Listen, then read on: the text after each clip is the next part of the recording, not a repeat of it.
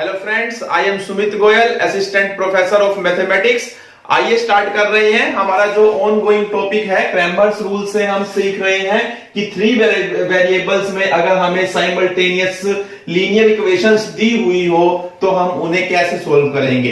तो जो हमने लास्ट लेक्चर था हमारा, उसमें हमने सीखा था यूनिक सॉल्यूशन का केस हमने डिस्कस किया था, और आज हम डिस्कस करेंगे case of infinitely many solution and no solution. तो देखिए, अब यहां पर मैंने लिखा है, बाकी सारा वर्किंग रूल बिल्कुल सेम रहेगा।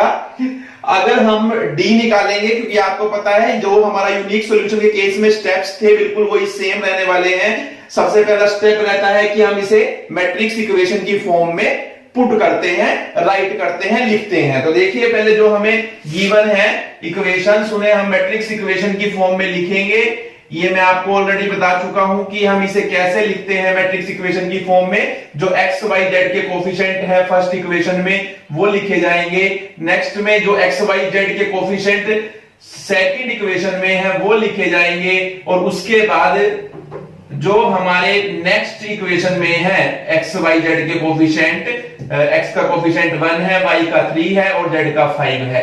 और उसके बाद जो वेरिएबल है वो एक कॉलम मैट्रिक्स में लिखे जाएंगे। और this is equal to what, जो राइट हैंड साइड पर हमें गिवन है 1 4 7। तो हम इस तरीके से मैट्रिक्स बना लेते हैं। मैट्रिक्स फॉर्म में हम अपनी इक्वेशंस है जो साइमल्टेनियस लीनियर इक्वेशंस है उन्हें रिप्रेजेंट कर देते हैं। तो अब उसके बाद हम निकालते हैं डी। डी कैसे निकलता है ये आपको पता है बहुत अच्छी तरह से। जो 1 1 1 1 2 3 और 1 3 5 जो हमारी मैट्रिक्स बनी है हम उसका डिटरमिनेंट निकालेंगे। फिर हम निकालेंगे D1।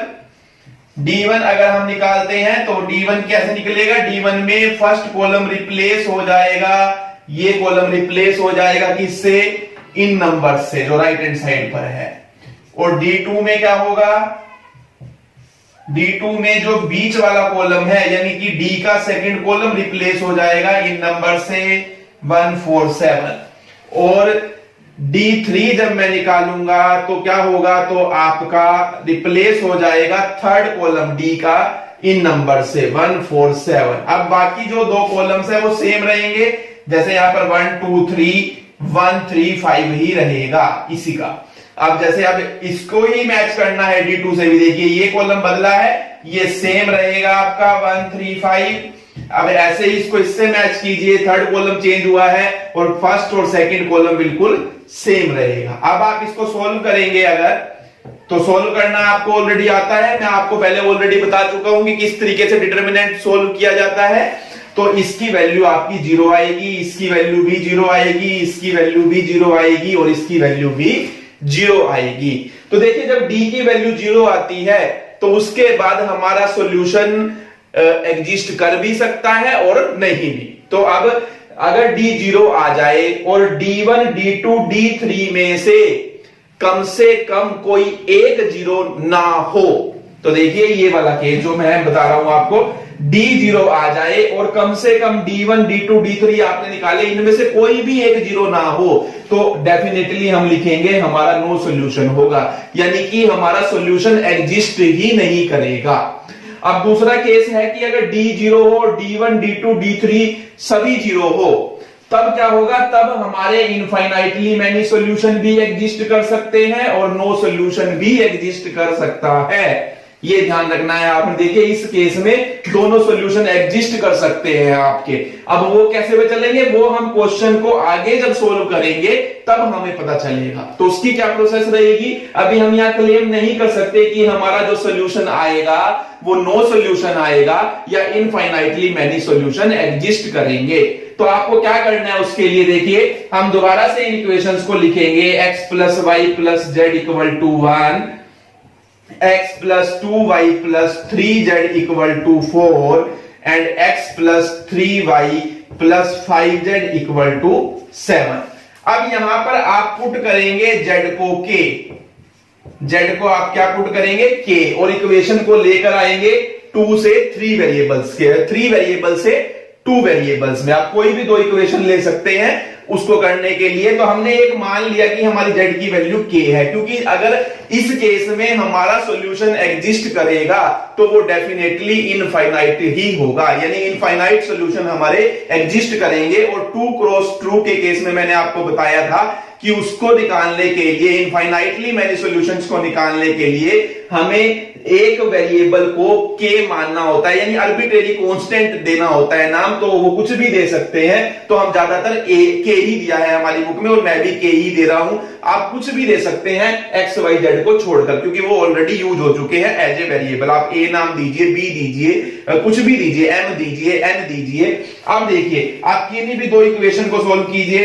यहां से मैं फर्स्ट 2 इक्वेशंस ले रहा हूं, x प्लस वाई, और इक्वल किसके आ जाएगा, z को k पुट करूंगा तो ये देखिए 1 minus Z means 1 minus k।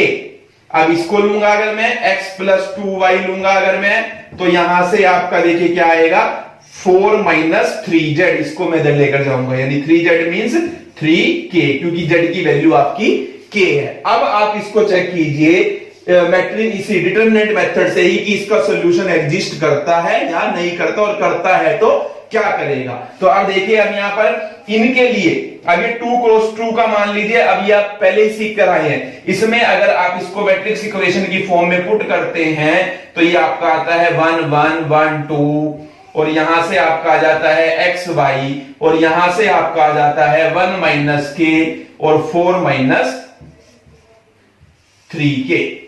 अब यहां से अगर मैं देखिए d निकालता हूं, तो d अगर आप निकालते हैं तो आपका क्या आएगा 1 1 1 2, यानी कि 2 1 जा 2 माइनस 1, यानी कि आपका आएगा 1, जो कि नॉट इक्वल टू 0 आएगा, यानी कि इसका सॉल्यूशन एग्जिस्ट करेगा। यहां से ये हमें क्लियर हो गया। अब देखिए, अब आप क्या करेंगे, d1 निकालिए। d1 क्या आएगा आपका, यानी कि इसके अंदर इसकी जगह क्या लिखेंगे 1 माइनस के एंड 4 माइनस 3k, और ये आपका 1 2 एस्टीज रहेगा। d2 निकालने के लिए आप क्या करेंगे, ये नंबर जो है 1 माइनस के 4 माइनस 3k, यानी ये नंबर सेकंड कॉलम में आ जाएंगे, और ये 1 1 आपका एस्टीज रहेगा। अब मैं इसे अगर सोल्व करता हूं तो देखिए ये आएगा आपका 2 माइनस 2k, यानी मैंने इसको इससे मल्टीप्लाई किया तो 2 1 जा 2 माइनस 2k, एंड माइनस 1 को इससे करूंगा तो 4 माइनस 3k आएगा, लेकिन नेगेटिव की वजह से साइन चेंज हो जाएंगे, यानी माइनस 4 प्लस 3k आपका आएगा, यानी this will be equal to 3k minus 2k, यानी कि k, and minus 4 plus 2 means minus 2, यानी आपका k माइनस 2 आएगा d1। अब d2 कितना आएगा 4 minus 3k and minus 1 plus k, यानी ये आपका आएगा 3, 4 माइनस 1 3, एंड ये के वालों को अगर करेंगे, ये माइनस है, ये प्लस है, प्लस माइनस माइनस होता है, तो 3 माइनस 1 2k हो जाएगा, और साइन बड़े डिजिट का लगेगा, तो बड़ा डिजिट ये 3 है, तो यहां माइनस आ जाएगा, यानी 3 माइनस 2k हमारा आएगा यहां से। तो यानी कि आपकी x की वैल्यू देखिए क्या आएगी, x की वैल्यू आएगी d1 बाई डी, यानी कि आपकी वैल्यू आएगी k माइनस 2 बाई में d कितना है 1 है, तो 1 के बाई में करेंगे तो k माइनस 1 ही आना है, तो इसलिए हम k माइनस 1 हमारा सॉल्यूशन हुआ।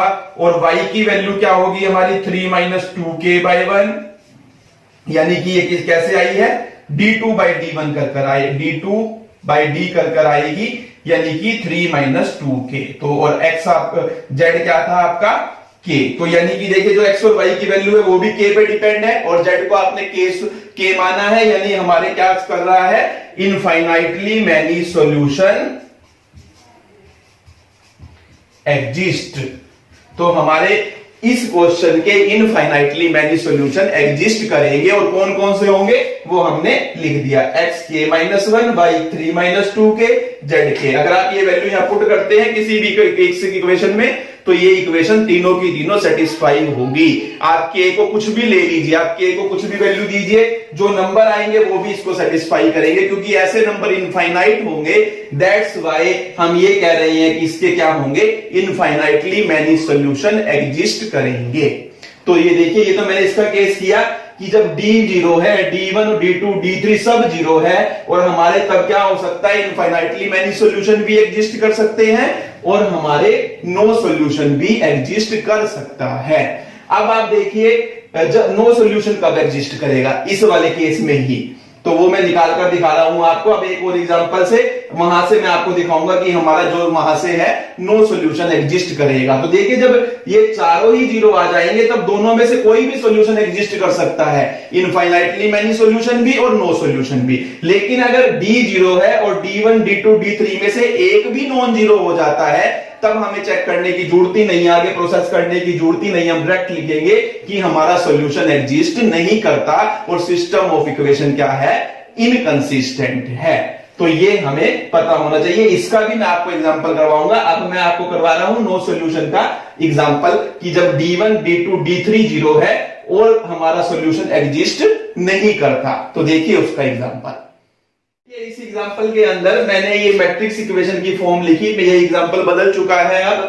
अब मैंने यहां पर डी निकाला, इससे आप सारा का सारी प्रोसेस सेम रहेगी, मैं बार बार रिपीट नहीं कर रहा हूं। आप डी निकालेंगे जीरो आएगा, D1 निकालेंगे जीरो आएगा, D2 निकालेंगे जीरो आएगा, D3 निकालेंगे जीरो आएगा।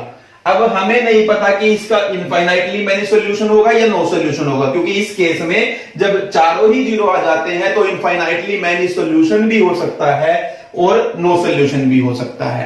तो अब देखिए मैंने फिर से ये इक्वेशंस लिखी और जेड को क्या पुट करूंगा, के, क्योंकि अगर सॉल्यूशन होगा भी तो वो इनफाइनाइटली मैनी सॉल्यूशन ही होंगे, यूनिक सॉल्यूशन तो हो नहीं सकता इस केस में।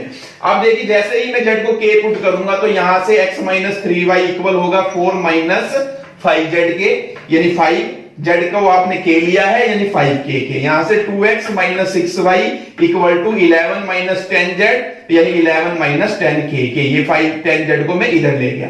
तो अब यहां से देखिए अब टू वेरिएबल्स में आपकी इक्वेशन आ चुकी है। अब आप एक चीज और याद करिए, आपने लोअर क्लासेज में सीखी है, 10th क्लास में ये सिखाया जाता था आपको, अगर आपकी a1x plus b1y equal to c1 and a2x plus b2y equal to c2, अगर ये दो इक्वेशन दी हुई है यानी ये इस टाइप की ही है, यानी कि x के साथ कुछ दिया है प्लस y के साथ कुछ दिया है इक्वल टू सम नंबर, ऐसे ही दूसरी इक्वेशन में x के साथ कुछ दिया है y के साथ कुछ दिया है equal to some number, some another number. तो आपको ये सिखाया गया था अगर a1 by a2 not equal हो b1 बाय b2 के तो यूनिक सॉल्यूशन एग्जिस्ट करते हैं, और अगर a1 बाय a2 इक्वल हो b1 बाय b2 के पर इक्वल ना हो c1 बाय c2 के तो हमारे क्या होता है, तो हमारे नो सॉल्यूशन एग्जिस्ट करता है। और अगर a1 बाय a2 इक्वल हो b1 बाय b2 के और इक्वल हो c1 बाय c2 के तो हमारे इनफाइनाइटली मैनी सॉल्यूशन एग्जिस्ट करते हैं। तो अब देखिए इस केस में अगर आप यहां से देखिए आपका 1/2 आएगा, ये रफ वर्क कर देख सकते हैं आप, या ऐसे लिख भी सकते हैं कि equation is in the form of this and a1 by a2 equal है किसके, देखिए -3 - 6 यानी कि 1/2 के। तो a1 बाय a2 इक्वल है b1 बाय b2 के बट नॉट इक्वल टू, देखिए अब यहां पर 4 - 5 के ओवर में 11 - 10 के है, तो ये तो 1/2 आ ही नहीं सकता किसी भी तरीके से काटने से, तो ये नॉट इक्वल है किसके, c1 बाय c2 के। तो यानी कि यहां से हम देख सकते हैं कि हमारे इनफाइनाइट यहां से हमारा सॉल्यूशन एग्जिस्ट नहीं करेगा, यानी नो सॉल्यूशन होगा हमारे इस क्वेश्चन का। तो इस तरीके से हमें देखना होता है, या आप रफ में करके देख लीजिए, अगर नो सॉल्यूशन आ रहा है तब तो आप इस तरीके से ही लिखेंगे, अगर नो सॉल्यूशन नहीं आ रहा यानी इनफाइनाइट सॉल्यूशन आएंगे तो आप जो मैंने इससे पहले वाला क्वेश्चन करवाया है उस तरीके से आप डी भी निकालेंगे, D1 भी निकालेंगे, D2 भी निकालेंगे और आपकी वैल्यू आएगी x की और y की इन फॉर्म ऑफ k, और z को आपने k सपोज किया हुआ है। तो अब यहां पर अल्टीमेटली आप कैसे लिखेंगे प्रॉपर वे से, तो वो मैं आपको लिख के दिखा रहा हूं। आप ये लिखेंगे दिस इज इक्विवेलेंट टू, आप ऐसे लिखेंगे this is equivalent to a1x plus b1y equal to c1, a2x plus b2y equal to c2, और उसके बाद एक रफ में आपने कर देख लिया, आप बस डायरेक्ट ये लिखेंगे here a1 by a2 equal है b1 by b2 के और not equal to c1 by c2, this implies no solution. तो यानी कि इट मींस ये हुआ कि हमारा सॉल्यूशन एग्जिस्ट नहीं करता। ये आप ये समझाने के लिए लिखा था मैंने, क्वेश्चन आप इस तरीके से करेंगे तो ये आपका यहां पर खत्म हो जाता है क्वेश्चन। तो इस तरीके से देखिए, जब चारों ही जीरो हो जाए तो आपका सॉल्यूशन एग्जिस्ट कर भी सकता है और ना भी करे, और एग्जिस्ट करेगा तो इनफाइनाइटली मैनी सॉल्यूशन ही एग्जिस्ट करेंगे, और नो सॉल्यूशन है तो वो नो सॉल्यूशन है ही है। और ये वाला केस और करने जा रहे हैं हम। इसका एग्जांपल और मैं आपको करवा रहा हूं, जब d जीरो होगा और d1 d2 d3 में से कोई भी एक या दो या तीनों ही नॉन जीरो हो तो हम ये कहते हैं कि हमारा सॉल्यूशन एग्जिस्ट नहीं करता। तो उसका भी एग्जांपल मैं आपको करवाने जा रहा हूं। तो देखिए इस एग्जांपल में देखिए फिर से हम मैट्रिक्स इक्वेशन की फॉर्म में पुट करेंगे इसे। आपको आता है 2 - 1 1, यहां से 1 3 2 3 2 3, ये एक्स वाई जेड, और ये राइट हैंड साइड पर है आपका 4 12 10। आप डी फाइंड आउट करेंगे, डी आपका आ जाएगा 2 1 3 -1 3 2 1 2 3, ये आप निकालेंगे। D1 आप D1 निकालने के लिए यहां पर ये रिप्लेस होगा 4 12 और 10 से, यहां 4 12 और 10 से सेकंड कॉलम, और यहां पर 4 12 और 10 से थर्ड कॉलम। बाकी कॉलम सेम रहेंगे, यानी -1 3 2 1 2 3 डी के, ये बार बार में फोकस करना आपने, डी के सेम रहेंगे। डी वाले को लिखना है आपने, कभी कंफ्यूज नहीं होना, कभी ऊपर वालों को उठाकर लिख दो आप देखिए यहां से डी के कॉलम लिख रहे हैं हम 2 1 3 -1 3 2। अगर आप इसको निकालते हैं तो 0 आएगा, इसे आप निकालते हैं तो 30 आएगा, यानी कि नॉट इक्वल टू 0। मैं आपको निकाल कर नहीं दिखा रहा हूं, अब ऐसे ही अब इसको निकाल कर देख लेते हैं, क्योंकि बुक में ये निकाला नहीं हुआ।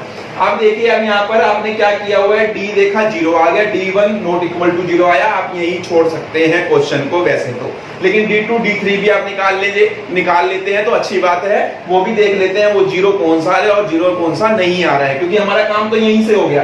तो क्योंकि ये कहता है कि अगर D 0 है और D1 D2 D3 में से एक भी 0 नहीं आया तो इट मींस नो सॉल्यूशन होगा हमारे क्वेश्चन का। तो आप क्वेश्चन को यहीं छोड़ सकते हैं, और अगर आप आगे करना चाहे तो कर भी सकते हैं। तो उसमें से कोई 0 आएगा और कोई 0 नहीं आएगा, हो सकता है दोनों 0 आ जाए अगले वाले, हो सकता है दोनों 0 ना आए, तो वो आप खुद कर देख लेंगे।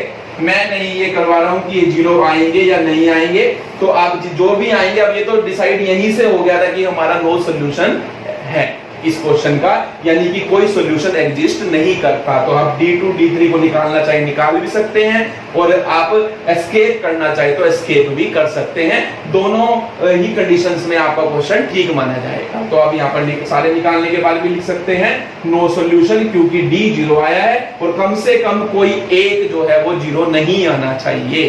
तो मान लीजिए D1 0 आ जाता और D2 0 नहीं आता, तब वहां छोड़ देते क्वेश्चन को, क्योंकि वो तो 0 आया ना, अभी हमको पता ही नहीं था अभी अगले वाला 0 आएगा या नहीं आएगा। 0 आ गया तो अगले स्टेप पे जाना पड़ेगा, क्योंकि फिर हम ये वाली केस में चल रहे हैं, मींस जब तक कि नॉट इक्वल टू 0 नहीं आता। तो इस तरीके से हमें क्वेश्चन को करना है।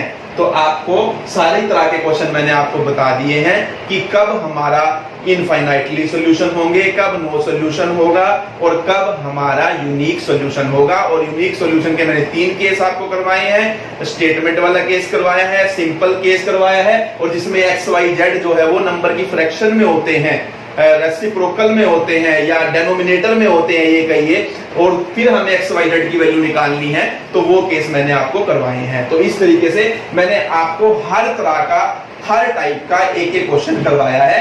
आप पहले इन्हीं क्वेश्चंस को सुनिए, फिर इसी को कीजिए, फिर एग्जांपल्स कीजिए, फिर एक्सरसाइज के क्वेश्चन कीजिए। आप 100% कर पाएंगे क्वेश्चंस को, और ये बहुत इंपॉर्टेंट टॉपिक है by view point of examination.